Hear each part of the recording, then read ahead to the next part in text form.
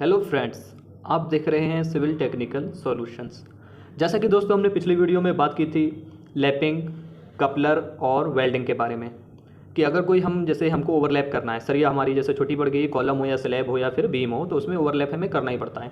तो उसमें हम ओवरलैप करने के लिए किसका इस्तेमाल करें, लैपिंग का इस्तेमाल करें या फिर कपलर का इस्तेमाल करें या फिर वेल्डिंग का इस्तेमाल करें, तो कौन सा बेहतर है। और उनको अगर हम लैपिंग करते हैं तो ओवरलैप करने के लिए हमें कितना सरिया एक दूसरे के ऊपर चढ़ाना चाहिए, वो सारी बातें हमने पिछली वीडियो में बताई थी। उस वीडियो का लिंक मैंने डिस्क्रिप्शन में दे रखा है, आप लिंक पे जाकर उस वीडियो को देख सकते हैं। अच्छी खासी नॉलेज आपको हो सकती है उससे। लेकिन आज का जो हमारा टॉपिक रहेगा वो रहेगा कि हमें कंक्रीट से अपना सीमेंट, सैंड, एग्रीगेट कैसे निकालें।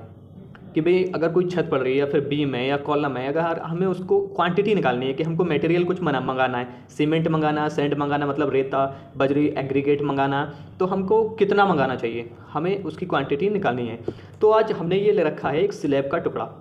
स्लैब की जो लंबाई है वह है 25 फीट, चौड़ाई भी हमने 25 फीट ले रखी है। अब स्लैब की जो हमने मोटाई ले रखी है वो है हमारी 6 इंच। और हमें इसमें जो हम रेशियो यूज कर रहे हैं वो हम M20 का रेशियो यूज कर रहे हैं। M20 में क्या होता है, 1 और 1.5 3, यानी कि 1 जो होता है वो हमारा सीमेंट होता है, और 1.5 जो होता है वो हमारा सैंड होता है, और 3 जो होता है वो हमारा एग्रीगेट होता है। अब हम सबसे पहले इसका वॉल्यूम निकालेंगे। देखो, वॉल्यूम निकालने के लिए क्या लगाते हैं हम, वेट वॉल्यूम ऑफ कंक्रीट, मतलब वेट मतलब गीला, पानी का मिला हुआ मिक्सर। वॉल्यूम हमने निकालना है, हमने निकाल लिया L into B into H. Volume का फार्मूला तो सभी को पता ही होता है। तो हमने लंबाई कितनी ले रखी, 25, विड्थ कितनी ले रखी, 25, हाइट उसकी मोटाई कितनी ले रखी है, 6 इंच। अब 6 इंच ले रखी है तो 1 फीट में 12 इंच होते हैं। तो अगर हम बात करें कि भी 6 इंच ले रखी है, तो अगर 1 इंच की बात करें तो 1/12 होता है, और अगर 6 इंच की बात करें तो 6/12। तो हमने 6/12 यहाँ पर लिख रखा है। अब हम इसका मल्टीप्लाई करेंगे तो आता है हमारा 312.5 क्यूबिक फीट। इतना हमारा ये क्यूबिक फीट में वेट वॉल्यूम आ गया है। अब हम बात करें कि भाई अगर हम ड्राई वॉल्यूम की बात करें कि भाई हमको ड्राई वॉल्यूम में इसको कैसे कन्वर्ट करें, तो ड्राई वॉल्यूम में कन्वर्ट करने के लिए जो ड्राई वॉल्यूम होता है उसका वेट वॉल्यूम 1.5% ऑफ होता है, मतलब वेट वॉल्यूम ऑफ 1.5, ठीक है, 1.54। तो हमारा जो वेट वॉल्यूम निकला था वो कितना था, 312.5। तो 312.5 इंटू 1.54, तो ड्राई वॉल्यूम हमारा कितना आ गया, 481.25 क्यूबिक फीट। हमारा क्यूबिक फीट में चल रहा है तो क्यूबिक फीट आ गया। अब हम बात करेंगे कि भाई हमें सीमेंट निकालना है। अब सीमेंट हमारा इसमें कितना निकलना चाहिए और कैसे निकालेंगे, तो वॉल्यूम ऑफ सीमेंट फार्मूला आप ये लिख लीजिए, ये सैंड के काम भी आएगा और एग्रीगेट के काम भी आएगा। तो volume of cement, ratio of cement, cement का रेशियो जो हमारा दे रखा हुआ था वो कितना था, एक सीमेंट का रेशियो दे रखा है, ठीक है। तो एक सीमेंट का रेशियो ऑफ सीमेंट अपॉन में टोटल रेशियो हमारा कितना था, जैसे 1.5, 1 रेशियो 1.5 रेशियो 3, तो इनका टोटल ऐड करेंगे हम तो हमारा टोटल रेशियो आ जाएगा। अब टोटल रेशियो हमारा यहाँ पर आएगा plus into dry volume, into में हमारा ड्राई वॉल्यूम हो जाएगा। अब हमने रेशियो ऑफ सीमेंट एक, इसी तरीके से टोटल रेशियो का जो हो जाएगा हमारा टोटल हो जाएगा, प्लस कर लेंगे सबको तो हमारा जितना आएगा वो। हमारा ड्राई रेशियो कितना निकला था, 481.25, तो 481.25 यहाँ पर लिख देंगे। इसी तरीके से हम इसका मल्टीप्लाई अगर करेंगे 481.25 बटे 5.5 हो जाएगा।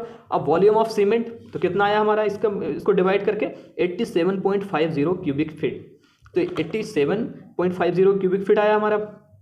अब हमें निकालना है नंबर ऑफ सीमेंट बैग। भाई एक हमारा सीमेंट जो है कि एक बैग में 50 kg आता है, तो हमारा कितना बैग सीमेंट लगेगा। तो नंबर ऑफ सीमेंट बैग करने के लिए हमें क्या करना होता है, वॉल्यूम ऑफ सीमेंट कितना निकला हमारा, वॉल्यूम ऑफ सीमेंट 87.50। ये फॉर्मूले आप याद कर लीजिए, फॉर्मूले से आप किसी का भी कुछ भी निकाल सकते हैं, बीम हो, कॉलम हो, या फिर स्लैब हो, या फिर कुछ और हो, तो फिर लिंटल हो, कुछ भी हो, उसका हम आराम के साथ, ये आसानी के साथ निकाल सकते हैं अगर आपको फॉर्मूले याद हैं सारे। तो ये फॉर्मूले कोई इतनी बड़ी चीज़ नहीं है, आप 1-2 बार करेंगे तो आप आसानी से याद कर सकते हैं।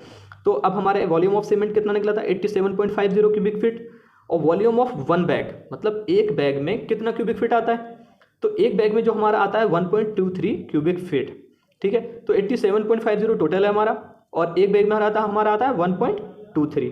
तो हम इसको 87.50 को इसे डिवाइड कर देंगे तो हमारे कितना आ जाएगा, 71 बैग सीमेंट आ जाएगा। अगर हम इसके वजन की बात करें तो हम इसमें एक बैग में हमारा 50 kg आता है, तो 50 से इसको मल्टीप्लाई कर देंगे, जो आएगा हमारा वो kg में आ जाएगा। केजी में करने, अगर हमको केजी में आ गया, अब क्विंटल में करना है तो क्विंटल में उसको 100 से डिवाइड कर देंगे तो वो हमारा सीमेंट जो है वो क्विंटल में आ जाएगा। अब बात करेंगे हम सैंड की, कि भाई सैंड भी हमको निकालना है। सैंड हो गया, रेता हो गया, जो भी आपके यहाँ कहते हो, मोरंग भी कहते हैं कुछ जगहों पे।